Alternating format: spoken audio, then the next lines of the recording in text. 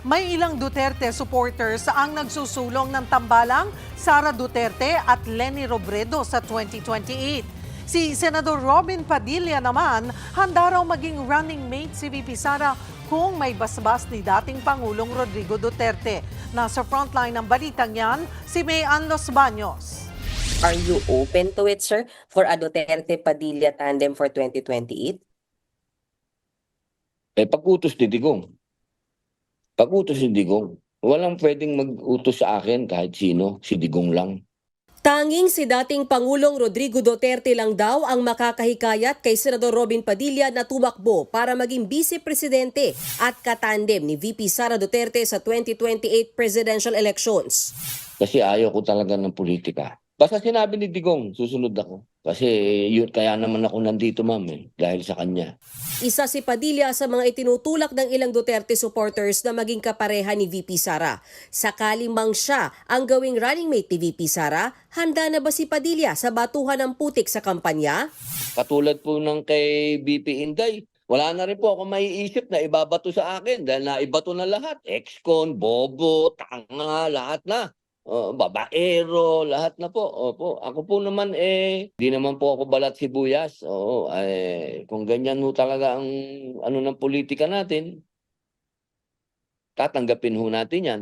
Ang misis ni Padilla nauna nang sinabi na may panahong ayaw na niyang tumakbo ang asawa dahil hindi ito deserve ng mga Pilipino. Parang I feel na they don't deserve him. May mga ganun ako. Bukod kay Padilla, may ilang pangalan pa na lumutang na posibleng itambal kay VP Sara sa 2028 elections. Kasama na dyan sina Senator Amy, Senator Rodante Marcoleta at Senator Bongo.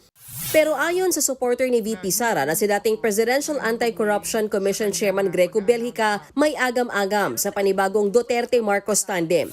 Ang pinakamabisang katambal daw ni VP Sara ay si dating VP at ngayon Naga Mayor Leni Robredo. Pero I think kahit si VP Leni will be a good tandem for Sara. Ano mo kasi unity yung kailangan magkaisa na ang bansa. Pero may patutsada dyan ang Malacanang. So ang lumalabas ay aksyon versus bakasyon, nagtatrabaho versus hindi nagtatrabaho, pro-Philippines versus not pro-any country. Nakatakdang magkita sina Pangulong Bongbong Marcos at Robredo sa Naga para sa issue sa baha. Para kay Robredo, super big deal ang pagbisita ni PBBM. Sobrang big deal na presidente ang pupunta. Kasi yung mga agencies na makakatulong to make things happen, nakita niya with his own eyes kung ano yung kailangan. Nililigawan ba ng palasyo si Robredo? Suhestyon na igagalang, patawad, pero hindi napapanahon. Lumutang din ang pangalan ni Senator Bam Aquino na makatambal ni VP Sara na kamakailan lang ay nagsabing ideally ay dapat dito sa mga korte sa Pilipinas nililitis ang tungkol sa Duterte drug war. Pero mabilis pa sa alas 4 na itinanggi ni Senator Bam ang espekulasyon. Hindi raw siya tatakbong Vice President sa 2028. Pero mayroon ilang opisyal di umano ng PDP na ikinukonsidera si Baguio City Mayor Benjamin Magalong bilang katandem ni VP Sara. Bagay na ikinagulat ng alkalde. Nagpapasalamat ako sa kanila. Siguro ang focus muna natin is turuan muna natin yung ating kapwa Pilipino kung paano mamili ng tamang leader.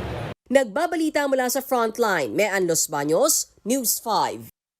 Mga kapatid, Cheryl Cosing po. Maging maalam at may pakialam sa mga napapanahong issue at headlines. Mag-follow at mag-subscribe na sa social media pages ng News 5.